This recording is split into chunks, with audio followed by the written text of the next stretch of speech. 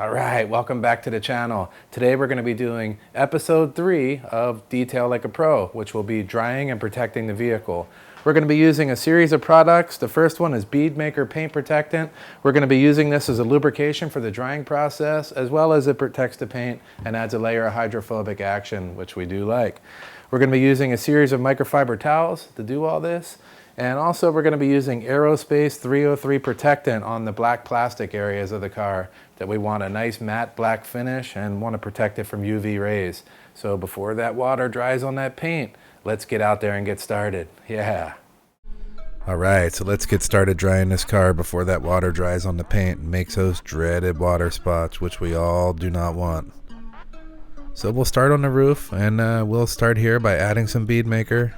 I like to add quite a bit on here. I mean, it's fairly cheap product and works super good, so there's no sense in cheaping out.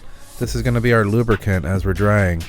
So we spray it on nice and thick and wipe it off with a microfiber towel. On windows and glass surfaces, it sometimes requires a second pass. We just don't want any streaking, so just kind of look at your work. If it needs a second pass with the microfiber towel, then go ahead and do it. Now whenever we're rubbing a microfiber towel along the paint, we want to apply just enough pressure to keep the towel from falling down off the car. No more than that is needed. All we're trying to do is get the water off. So with these larger microfiber towels, be careful to keep it folded up and manageable so that we're not dragging it across the ground picking up rocks.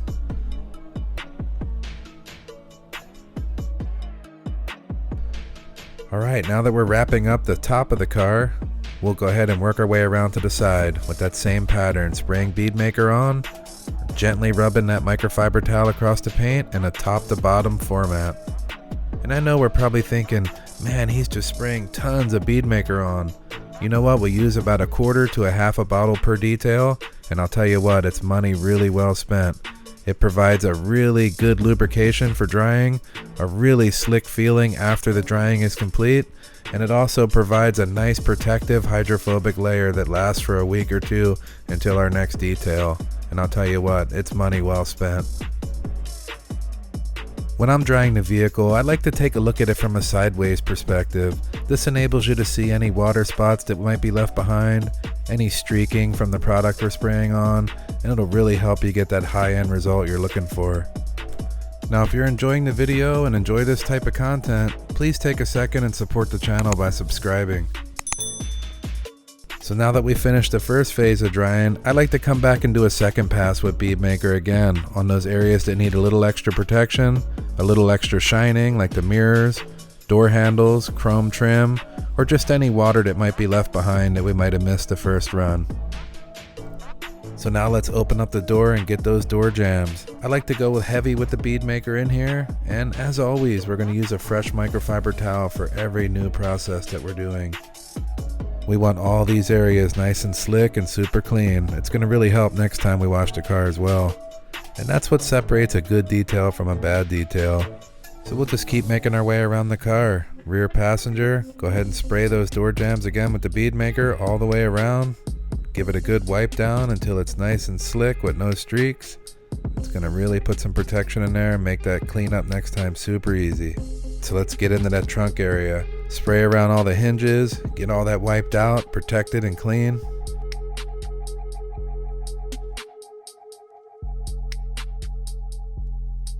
Takes a little extra effort in here. Some of these spots are kind of tight and need a little extra work.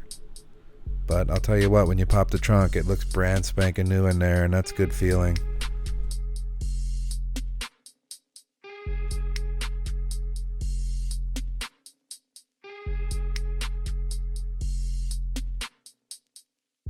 Another area where water tends to collect is inside that windshield wiper area. Get that wiped out. We'll pop the frunk and get inside there and get that cleaned up. Inside here we're going to use some 303 Aerospace to get all that plastic protected and looking nice. Aerospace tends to leave a nice matte finish, which is nice, I like it. We'll get that fully wiped down the whole area, make sure it's all ready to go.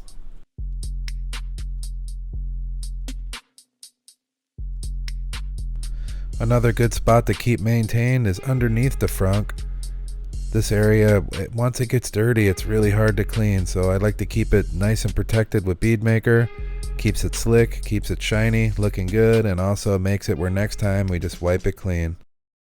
Alright, so that's all there is to drying our vehicle after we wash the car. We just want to take special care that whenever we're dragging microfibers or anything up and down the paint, that we don't add too much pressure. We make sure there's no dirt, grit, or grime in there that's going to mar and tear up that paint. So on the next episode, we're going to be doing interior cleaning. So that's another cool one. And if you like these videos and you like the channel, go ahead and hit subscribe, turn on the bell so that you can be sure and watch our next one. We're going to have tons more cool material coming, and we'll see you on the next one. Yeah.